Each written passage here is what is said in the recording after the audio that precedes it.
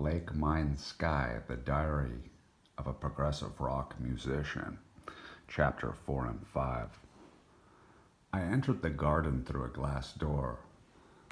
There were a few confused ghosts plodding around the mist, guests babbling to themselves.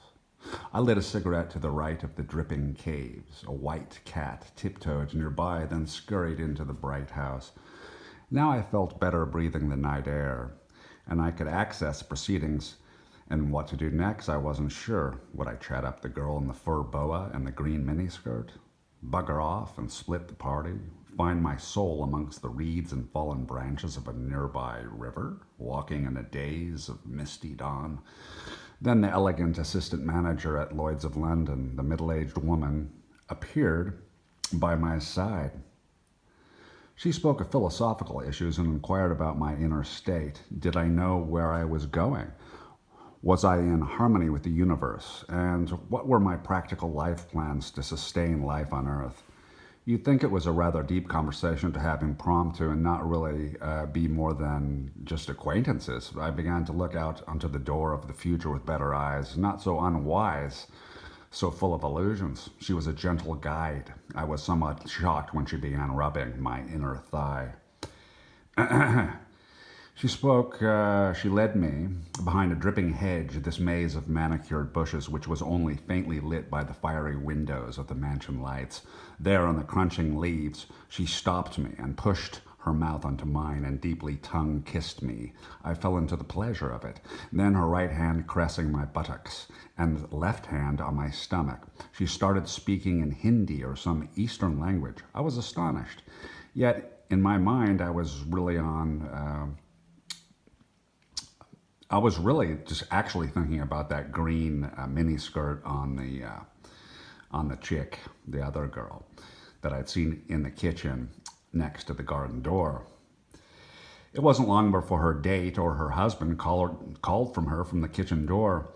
She quickly left me and hurried back into the mansion, its sunny night refuge and safety. I was rather glad, as I hadn't really wanted to be making out with a woman that age, when there were plenty of women my age ready to play. John, our keyboardist, greeted me at the glass door and led me back to the main room, where he had been asked to play a tune on some guitars lying about. Our drummer was ready with some ice boxes, bottles of ottoman stools, cardboard boxes, wooden spoons. So we all played an acoustic set of some of our originals. Someone had a recorder, so John played some backing solos and themes on that. I tried to sing in unison with Mike, though my voice was cracking. In any case, we got ample applause, enough to inspire us, and it made it seem that we'd eventually get a record deal as we had a wider audience possible. Back in town at my parents' house, I pondered my future, but then again, carpe diem, who knows about what's to come these days and in subsequent years. Perhaps predetermined anyway, and who knows what kind of life I had been living anyhow. All of a roll of a dice, all just a roll, just dice rolling in a casino. Oh God, and then Olga called. So what could I do? Maybe mess up today. I met Olga at a cafe on the main road. This was where all the shops, business offices, clothing boutiques, and booksellers were situated. Some would call this our town a village. It wasn't some big thing to tell acquaintances about, no boast here. Sitting in a cafe, bookshelves and pseudo-intellectuals and smart lawyer types chatting housewives with bags of groceries, a few couples trading sober glances. I had to argue with Olga, and I knew something was going on, that she'd found someone new, and I just sensed it. She, of course, stammered out that she indeed had been seeing some type of bloke, and she'd probably met at university, maybe a university shindig. She didn't tell me really, but of course it was nothing serious yet. He was an interesting sort, and she'd been fascinated by his mind. I could see, as her face lost its smile, tense and her eyes averted, that she was spouting half-truths, and it was a done deal. Gone was our fledgling relationship, and that it wasn't worth carrying on. I had my music, a possible career, and lots of other opportunities, and it just seemed to be a joke. Her little princess world, she wasn't so attractive to me anymore. It wasn't worth it.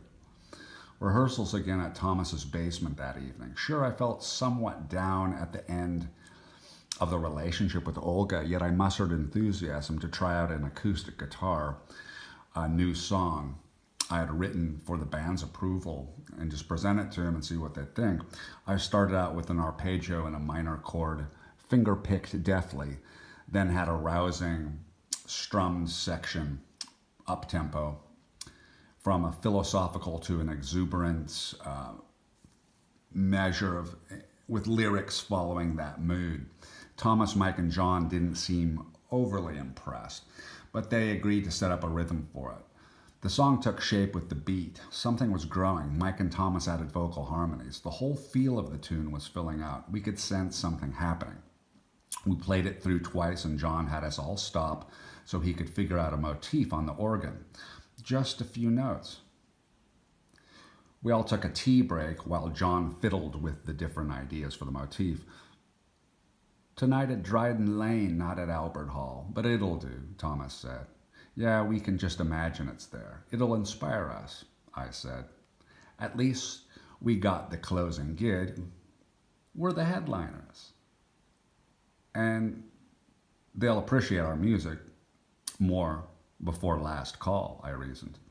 "Yeah, a few too many pints, singing along, girls dancing on stage with us," Thomas said.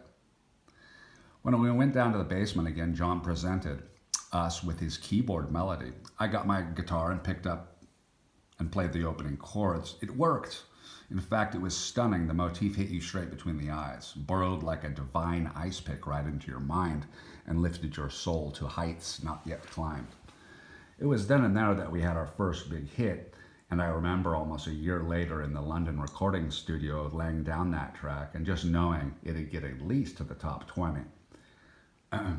It was a foggy, misty morning, and the bus to an adjacent town's music shop to check out some guitars got me pondering in that timeless zone where there's no future or past and the night holds no emotion. You're just there in the moment, totally focused on what is, not a phantasm of a before and after.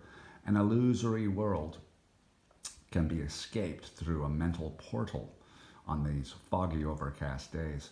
I didn't know what I do for a living. I could have gone to university, barely, with my grades. My parents thought I should get into engineering.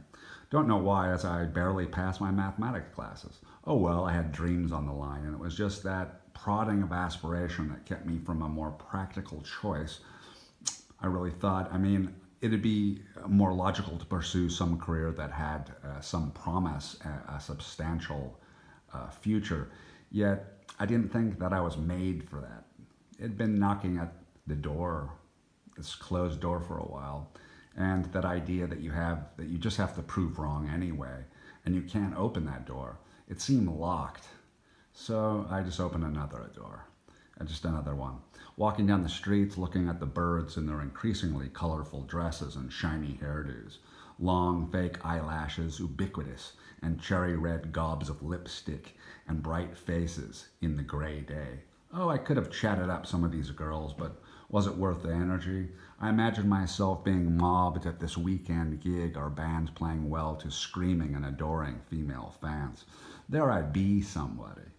Here on the street, I was just another chap getting about the business of daily life, a nondescript pedestrian. I saw one man, about my dad's age, making his way resolutely through the crowd, off to some office, some important job. He had responsibilities. Someone's got to pay for a family, the next generation. Life ain't free. There's always dues. You owe the fee to cross each bridge, and toll roads are everywhere. When you're younger, you just don't anticipate these things.